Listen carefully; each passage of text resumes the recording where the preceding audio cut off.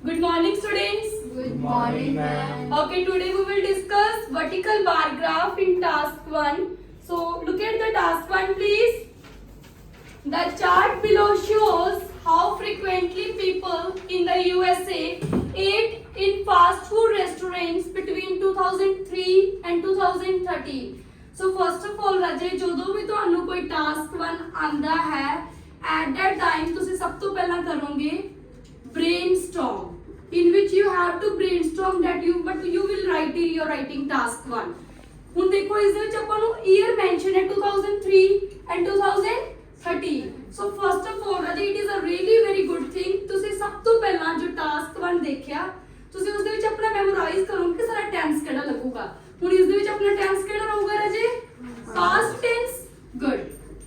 then after that ਤੁਸੀਂ side by side ਆਪਣੇ sentences ਨੂੰ ਵੀ ਬ੍ਰੇਨਸਟਾਰਮ ਜ਼ਰੂਰ ਕਰੋ ਕਿ ਜੋ ਟਾਸਕ 1 ਹੈ ਉਸ ਦੇ ਵਿੱਚ ਮੇਰਾ ਫਰਸਟ ਸੈਂਟੈਂਸ ਜੋ ਹੈ ਉਹ ਕਿਹੜਾ ਰਹੂਗਾ, ਸੈਕਿੰਡ ਸੈਂਟੈਂਸ ਜੋ ਹੈ ਉਹ ਮੇਰਾ ਕਿਹੜਾ ਰਹੂਗਾ। ਨੀਅਰ ਅਬਾਊਟ ਆਪਣੇ 7 ਸੈਂਟੈਂਸਸ ਹੀ ਅਪਰੋਕਸ ਬਣਨਗੇ ਇਸ ਦੇ ਵਿੱਚ, ਚਾਹੇ ਟੇਬਲ ਆਂਦਾ ਹੈ, ਬਾਰ ਆਂਦਾ ਹੈ, ਬਾਏ ਲਾਈਨ। 7 ਸੈਂਟੈਂਸਸ ਦੇ ਨਾਲ ਆਪਣੀ ਈਜ਼ੀਲੀ 165 ਤੱਕ ਵਰਡ ਲਿਮਿਟ ਚਲੀ ਜਾਂਦੀ ਹੈ। ਮਿਨੀਮਮ ਟੂ ਮਿਨੀਮਮ 150 ਹੁੰਦੇ ਹੈ। ਸੋ ਦੇਖੋ ਹੁਣ ਇਹ ਬਾਰ ਗ੍ਰਾਫ ਹੈ। ਸੋ ਆਪਾਂ ਜਸਟ ਪਹਿਲਾਂ ਇੰਟਰੋਡਕਸ਼ਨ ਦੀ ਪੈਰਾਫ੍ਰੇਜ਼ਿੰਗ ਕਰ ਦਾਂਗੇ with the help of synonyms. Then after that we will start body paragraph 1. body paragraph 1 ਦੀ ਸਟਾਰਟਿੰਗ ਤੁਸੀਂ ਕਰੋਗੇ on scrutinizing the data. It is lucid that starters ਜੋ ਹੈ ਤੁਹਾਡਾ body paragraph 1 the it's really very important. ਕਦੇ ਵੀ starting ਜੋ ਹੈ table ਬਾਰ line ਪਾਈ ਦੇ ਵਿੱਚ ਤੁਸੀਂ ਯੂਜ਼ ਕਰ ਸਕਦੇ ਹੋ। ਡਾਇਰੈਕਟ ਸਟਾਰਟਿੰਗ ਨਾ ਕਰੋ ਕਿਉਂਕਿ ਜੋ ਤੁਹਾਡਾ ਟਾਸਕ 1 ਐਂਡ ਟਾਸਕ 2 ਹੁੰਦਾ ਹੈ ਉਸ ਦੇ ਵਿੱਚ LR ਵੀ ਲਿਖਿਆ ਹੁੰਦਾ ਹੈ which means lexical resource. ਸੋ ਜਿਸ ਕਰਕੇ ਤੁਸੀਂ ਹੁਣ ਜੋ ਡਾਟਾ ਗਿਵਨ ਹੈ ਐਜ਼ ਇਟ ਇਜ਼ ਉਹੀ ਲਿਖਣਾ ਹੁੰਦਾ ਹੈ। ਤਾਂ ਥੋੜੇ ਬਹੁਤ ਸਟਾਰਟਰਸ ਹੀ ਅਟਰੈਕਟਿਵ ਯੂਜ਼ ਕਰੋ ਜਿਸ ਨੂੰ ਦੇਖ ਕੇ ਐਗਜ਼ਾਮਨਰ ਨੂੰ ਲੱਗੇ ਐਟਲੀਸਟ ਬੱਚਾ ਕੋਈ ਨਾ ਕੋਈ ਤਾਂ ਵੋਕੈਬਲਰੀ ਵਰਡ ਪਾ ਰਿਹਾ ਹੈ। ਸਕੈਨਾਈਜ਼ਿੰਗ ਮੀਨਸ ਐਨਾਲਾਈਜ਼ਿੰਗ। ਕਲੀਅਰ ਵੀ ਡਾਟਾ ਨੂੰ ਐਨਾਲਾਈਜ਼ ਕਰਕੇ ਇਹ ਗੱਲ ਮੈਨੂੰ ਕਲੀਅਰ ਹੋ ਰਹੀ ਹੈ। ਕਲੀਅਰ। ਸੋ ਬੋਡੀ ਹੁਣ ਆਪਣਾ ਵਰਟੀਕਲ ਬਾਰ ਗ੍ਰਾਫ ਹੈ, ਚਾਹੇ ਬਾਰ ਆਂਦਾ ਹੈ, ਟੇਬਲ ਆਂਦਾ ਹੈ, ਪਾਏ ਆਂਦਾ ਹੈ। ਇਹਨਾਂ ਤਿੰਨਾਂ ਦੇ ਵਿੱਚ ਤੁਸੀਂ ਜੋ ਹੈ ਆਪਣੇ 7 ਸੈਂਟੈਂਸਸ ਈਜ਼ੀਲੀ ਬਣਾ ਸਕਦੇ ਹੋ। First one is highest followed by. ਹੁਣ ਦੇਖੋ ਜੋ ਇਹ ਆਪਣਾ ਵਰਟੀਕਲ ਬਾਰ ਗ੍ਰਾਫ ਹੈ ਇਸ ਵਿੱਚ 3 ਇਅਰਸ ਗਿਵਨ ਨੇ। look at the chart please, 2003 2006 and 2030. ਹੁਣ ਤੁਸੀਂ ਜੋ ਹੈ ਦੋ ਤਰੀਕਿਆਂ ਨਾਲ ਇਹ ਆਪਣਾ ਸਟਰਕਚਰ ਲਗਾ ਸਕਦੇ ਹੋ। ਜਾਂ ਤਾਂ ਤੁਸੀਂ ਕੀ ਕਰੋ ਕਿ ਐਵਰੀ ਡੇ ਜਿਵੇਂ ਲਿਖਿਆ ਹੋਇਆ every day, several times a week, once a week, once or twice a month, a few times a year, never. ਚਾਹੇ ਤਾਂ ਕੈਟਾਗਰੀ ਨੂੰ ਉਠਾ ਲਓ, ਕਿਸੇ ਵੀ ਇੱਕ ਕੈਟਾਗਰੀ ਨੂੰ ਉਠਾ ਲਓ। ਇਟ ਡਸਨਟ ਮੀਨ ਕਿ ਤੁਸੀਂ ਜੋ ਚੀਜ਼ ਪਹਿਲਾਂ ਗਿਵਨ ਆ ਉਹੀ ਲਿਖਣੀ ਹੈ। ਤੁਸੀਂ ਆਪਣੇ ਅਕੋਰਡਿੰਗਲੀ ਡਾਟਾ ਨੂੰ ਸ਼ਫਲ ਕਰ ਸਕਦੇ ਹੋ ਪਰ ਐਗਜ਼ਾਮੀਨਰ ਨੂੰ ਕਲੈਰਿਟੀ ਹੋਣੀ it's really very important. Is it clear right now? So ਦੇਖੋ ਹੁਣ ਜਿਵੇਂ ਆਪਾਂ ਐਵਰੀ ਡੇ ਹੈ ਜਾਂ ਫਿਰ ਸੈਵਰਲ ਟਾਈਮਸ ਅ ਵੀਕ ਹੈ ਉਸ ਦੇ ਵਿੱਚ ਆਪਾਂ ਕੀ ਕਰਾਂਗੇ ਜੇ ਤੁਸੀਂ ਇੱਕ ਕੈਟਾਗਰੀ ਨੂੰ ਉਠਾ ਰਹੇ ਹੋ ਤਾਂ ਤੁਸੀਂ ਹਾਈਐਸਟ ਫॉलोड ਬਾय ਈਅਰਲੀ ਵਾਈਜ਼ ਵੀ ਕਰ ਸਕਦੇ ਹੋ। Like in also organizing the data, it is lucid that in several times a week there was the highest percentile of किस चीज की highest है 2006 which was approximately 20%, followed by 2003 and 2030 that was near about 17 and 16 respectively. So come to the second sentence. ਨਾਲ ਦੀ ਨਾਲ ਜੋ ਹੈ ਤੁਸੀਂ ਰਾਜੇ ਇੱਕ ਗੱਲ ਦਾ ਹੋਰ ਧਿਆਨ ਰੱਖਣਾ ਹੈ, ਕਨੈਕਟਰ ਆਪਣੇ ਵੱਲੋਂ ਬੇ ਸਮਝ ਕੇ ਨਹੀਂ ਲਗਾਣੇ ਹੈਗੇ। ਇਹਦੀ ਕਿ ਜੋ ਦਿਲ ਕਰ ਰਿਹਾ ਉਹੀ ਕਨੈਕਟਰ ਪਾ ਰਹੇ ਹੋ। ਟੇਬਲ, ਲਾਈਨ, ਬਾਰ ਐਂਡ ਪਾਏ ਇਹ ਚਾਰੇ ਆਂਦੇ ਨੇ ਐਟ ਦਾ ਟਾਈਮ। ਤੁਸੀਂ ਜੋ ਕਨੈਕਟਰਸ ਹੈ ਰਾਜੇ ਤੁਹਾਡੇ ਰਹਿਣੇ ਚਾਹੀਦੇ ਨੇ। however, whereas, while, whilst, besides this, near about 7 sentences ਬਣਨ ਕੇ ਇਹ ਵੀ ਨਹੀਂ ਕਿ ਹਰ ਇੱਕ ਲਾਈਨ ਦੇ ਨਾਲ ਹੀ ਕਨੈਕਟਰ ਪਾਣਾ ਹੈ, ਉਹ ਵੀ ਜ਼ਿਆਦਾ ਔੜ ਜਾ ਲੱਗਦਾ ਹੈ। ਹੁਣ ਕਈ ਸਟੂਡੈਂਟਸ ਕੀ ਹੁੰਦੇ ਆ moreover, further, after ਇਵੇਂ ਦਾ ਕੁਝ ਨਹੀਂ ਰਾਜੇ ਤੁਸੀਂ ਪਾ ਸਕਦੇ ਕਿਉਂਕਿ ਟੇਬਲ, ਲਾਈਨ ਐਂਡ ਬਾਰ ਪਾਏ ਦੇ ਵਿੱਚ ਆਪਾਂ ਕੰਪੈਰੀਜ਼ਨ ਕਰ ਰਹੇ ਹਾਂ। ਸੋ ਜਦੋਂ ਇੱਕ ਚੀਜ਼ ਨੂੰ ਦੂਸਰੀ ਦੇ ਨਾਲ ਆਪਾਂ ਕੰਪੇਅਰ ਕਰ ਰਹੇ ਹਾਂ ਤੇ ਆਪਾਂ moreover ਲਗਾਵਾਂਗੇ। ਮੋਰਓਵਰ ਲਾਈਕ ਇੱਕ ਐਂਡ ਵਾਂਗੂ ਹੀ ਕੰਮ ਕਰਦਾ ਹੈ, ਤਾਂ ਸੈਂਟੈਂਸ ਇੱਕ ਨਾਲ ਜੁੜ ਗਿਆ। ਪਰ ਉਹਨਾਂ ਨੇ ਲਿਖਿਆ ਹੁੰਦਾ summarise the information by selecting and reporting main features, make comparisons where relevant.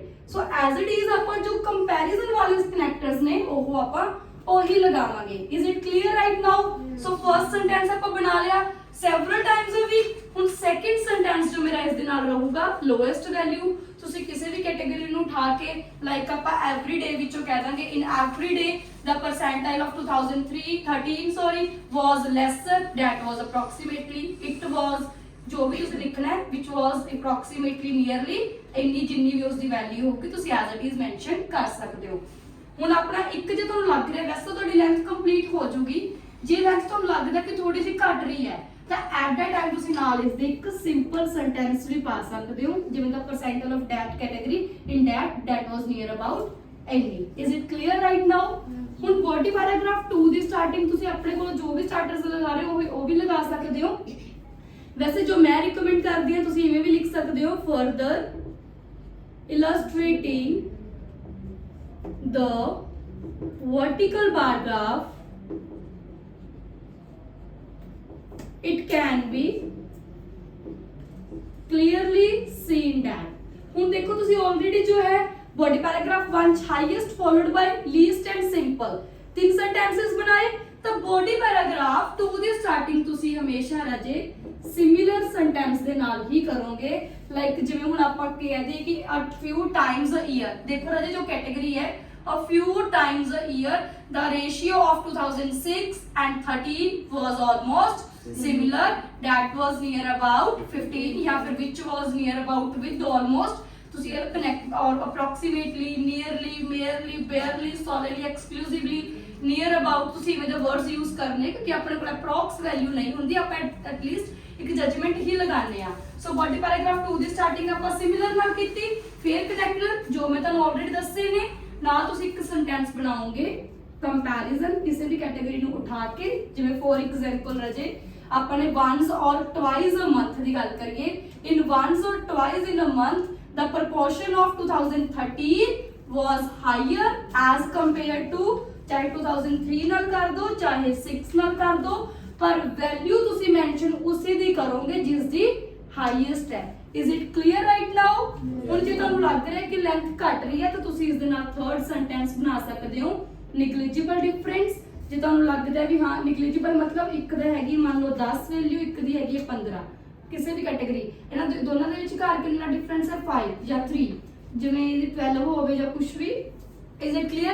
ਮਤਲਬ ਦੋਨਾਂ ਦਾ ਨਿਚੋੜ ਕੱਢ ਕੇ there was a negligible difference observed in between the category of dash and that was near about, ਦੋਨਾਂ ਦੀ ਵੈਲਿਊ ਨਹੀਂ ਪਾਣੀ, ਜਿਵੇਂ ਇੱਕ ਦੀ ਹੈਗੀ ਆਪਣੀ 7 ਇੱਕ ਦੀ ਹੈਗੀ 5, ਤਾਂ ਦੋਨਾਂ ਦੇ ਵਿਚਕਾਰ ਕਿੰਨਾ ਡਿਫਰੈਂਸ ਹੈ 2, ਤਾਂ the negligible difference was observed in between the category of dash and that was ਜਾਂ ਫਿਰ which was 2, ਮਤਲਬ ਦੋਨੇ ਵੈਲਿਊਜ਼ ਨੂੰ ਨਹੀਂ ਮੈਂਸ਼ਨ ਕਰਨਾ। ਕਲੀਅਰ? ਇਹਨਾਂ 3 ਸੈਂਟੈਂਸਸ ਨਾਲ ਤੁਹਾਡਾ ਬੋਡੀ ਪੈਰਾਗ੍ਰਾਫ 2 ਬਣ ਜਾਊਗਾ। then after that come to the overall ਵਿੱਚ ਤੁਸੀਂ ਲਗਾਓਗੇ except ਵਾਲਾ ਕੇਸ, ਜਿਵੇਂ ਤੁਸੀਂ ਕਹਿ ਸਕਦੇ percentage of dash category was highest in all except that one। except ਦਾ ਮਤਲਬ ਹੁੰਦਾ ਵੀ ਇਹਨੂੰ ਛੱਡ ਕੇ ਇੱਕ ਤੁਹਾਡਾ overall ਅੱਛੇ ਤਰੀਕੇ ਨਾਲ ਨਿਕਲ ਕੇ ਬਾਹਰ ਆਂਦਾ ਹੈ। ਹੁਣ ਜੋ ਤੁਸੀਂ ਇਹ ਵਾਲਾ ਸਟਰਕਚਰ ਹੈ ਤੁਸੀਂ ਟੇਬਲ ਦੇ ਉੱਪਰ ਵੀ ਈਜ਼ੀਲੀ ਲਗਾ ਸਕਦੇ ਹੋ, ਬਾਹਰ ਤੇ ਪਾਏ ਦੇ ਉੱਤੇ ਵੀ। ਹੁਣ ਦੇਖੋ ਇਸ ਚੀਜ਼ ਦਾ ਤੁਹਾਨੂੰ ਕੀ ਬੈਨੀਫਿਟ ਹੋਇਆ ਜੇ ਤੁਸੀਂ ਇਸ ਅਕੋਰਡਿੰਗਲੀ ਸੈਂਟੈਂਸਸ ਨੂੰ ਚਲਾਉਂਦੇ ਹੋ। ਇੱਕ ਤੁਹਾਡੀ ਸੈਂਟੈਂਸ ਦੀ ਰੈਪੀਟੇਸ਼ਨ ਘਟੇਗੀ, ਰੈਪੀਟੇਸ਼ਨ ਜੋ ਹੈ ਤੁਹਾਡੀ, ਕਿਉਂਕਿ ਹਾਈਐਸਟ ਆਪਾਂ ਵਾਰ-ਵਾਰ ਕੰਪੇਅਰ ਵੀ ਨਹੀਂ ਕਰ ਰਹੇ, ਇੱਕ ਸੈਂਟੈਂਸ ਆਪਣਾ ਦੂਜੀ ਵਾਰ ਕੀ ਹੈ ਰਿਪੀਟ ਨਹੀਂ ਹੋ ਰਿਹਾ। ਤੁਹਾਡੇ ਕਨੈਕਟਰਸ ਜੋ ਹੈ ਤੁਸੀਂ ਐਪਰੋਪ੍ਰੀਏਟ ਲਗਾ ਰਹੇ ਹੋ, ਲੈਕਸੀਕਲ ਰਿਸੋਰਸ ਦੇ ਲਈ ਤੁਸੀਂ ਥੋੜੇ ਜਿਹੇ ਸਟਾਰਟਰਸ ਅੱਛੇ ਯੂਜ਼ ਕਰ ਰਹੇ ਹੋ, which was that was near about, ਜੋ ਵੀ ਤੁਸੀਂ ਥੋੜੀ ਇੰਟਰੋਡਕਸ਼ਨ ਦੀ ਪੈਰਾਫਰੇਜ਼ਿੰਗ ਦੇ ਵਿੱਚ ਇੱਕ ਦੋ ਸਿਨੋਨਿਮਸ ਪਾਓ ਜਿਸ ਦੇ ਨਾਲ ਤੁਹਾਡਾ ਈਜ਼ੀਲੀ ਜੋ ਹੈ ਟੇਬਲ ਬਾਰ ਪਾਈ ਬਣ ਕੇ ਵਧੀਆ ਹੋ ਜਾਊਗਾ। ਸਿਰਫ ਇੱਕ ਗੱਲ ਦਾ ਧਿਆਨ ਰੱਖਿਓ ਰਾਜੇ ਕਿ ਜੇ ਤੁਸੀਂ ਬੋਡੀ ਪੈਰਾਗ੍ਰਾਫ 1 ਦੀ ਸਟਾਰਟਿੰਗ ਹਾਈਐਸਟ ਫੋਲੋਡ ਬਾਈ ਨਾਲ ਕਰ ਰਹੇ ਹੋ according to my point of view, ਤਾਂ ਬੋਡੀ ਪੈਰਾਗ੍ਰਾਫ 2 ਦੀ ਸਟਾਰਟਿੰਗ ਕਦੇ ਵੀ ਜੋ ਹੈ ਤੁਸੀਂ ਕੰਪੈਰੀਜ਼ਨ ਨਾਲ ਨਹੀਂ ਕਰੋਗੇ। ਰੀਜ਼ਨ ਬਿਹਾਈਂਡ ਦਿਸ ਕਿ ਹਾਈਐਸਟ ਫੋਲੋਡ ਬਾਈ ਆਪਣੇ ਆਪ ਵਿੱਚ ਹੀ ਇੱਕ ਕੰਪੈਰੀਜ਼ਨ ਹੈ, ਮਤਲਬ ਇੱਕ highest followed by dash and dash. ਹੁਣ ਤੁਸੀਂ ਬੋਡੀ ਪੈਰਾਗ੍ਰਾਫ 2 ਚ ਵੀ ਕੰਪੈਰੀਜ਼ਨ ਕਰਤਾ ਤਾਂ which means ਕਿ ਜੋ ਸਟਾਰਟਿੰਗ ਹੈ ਦੋਨੋਂ ਬੋਡੀ ਪੈਰਾਗ੍ਰਾਫ ਦੀ ਉਹ ਸਿਮਿਲਰ ਹੋ ਜਾਊਗੀ। ਸੋ ਇਸ ਕਰਕੇ ਜੇ ਇੱਕ ਦੀ ਸਟਾਰਟਿੰਗ ਤੁਸੀਂ ਕੰਪੈਰੀਟਿਵਲੀ ਕਰ ਰਹੇ ਹੋ ਤਾਂ ਦੂਜੇ ਤੁਸੀਂ ਥੋੜਾ ਜਿਹਾ ਸਟੇਬਲ ਰੱਖ ਕੇ ਕਰੋ ਕਿ ਤੁਹਾਡੀ ਜੋ ਸਟਾਰਟਿੰਗ ਹੈ ਬੋਡੀ ਪੈਰਾਗ੍ਰਾਫ ਦੀ ਉਹ ਵੀ ਭੁੱਲ ਕੇ ਵੀ ਤੁਹਾਡੀ ਸਿਮਿਲਰ ਨਾ ਹੋ ਜੇ। ਰੈਪੀਟੇਸ਼ਨ ਆਫ ਸੈਂਟੈਂਸ ਨਹੀਂ ਹੋਣਗੇ, ਈਜ਼ੀਲੀ ਤੁਹਾਡੇ ਵੇਰੀਏਟ ਹੋਣਗੇ, ਕਨੈਕਟਰਸ ਤੁਸੀਂ ਈਜ਼ੀਲੀ ਅੱਛੇ ਲਗਾਏ ਹੋਣਗੇ, ਲੈਕਸੀਕਲ ਰਿਸੋਰਸ ਤੁਹਾਡਾ ਵਧੀਆ ਹੋਊਗਾ, ਤੁਹਾਡੇ ਈਜ਼ੀਲੀ ਬੈਂਕ ਸਕੋਰ ਤੁਹਾਨੂੰ ਕੋਈ ਮਤਲਬ ਈਜ਼ੀ ਆ ਜਾਣਗੇ, ਤੁਹਾਡੇ ਲਈ ਵੀ ਡਿਫਿਕਲਟ ਨਹੀਂ ਹੋਊਗਾ, ਬ੍ਰੇਨਸਟੋਰਮਿੰਗ ਕਰਨੀ ਤੁਹਾਡੇ ਲਈ ਬਹੁਤ ਈਜ਼ੀ ਰਹੂਗੀ। ਸੋ is it clear right now? Yes. Okay, thank you.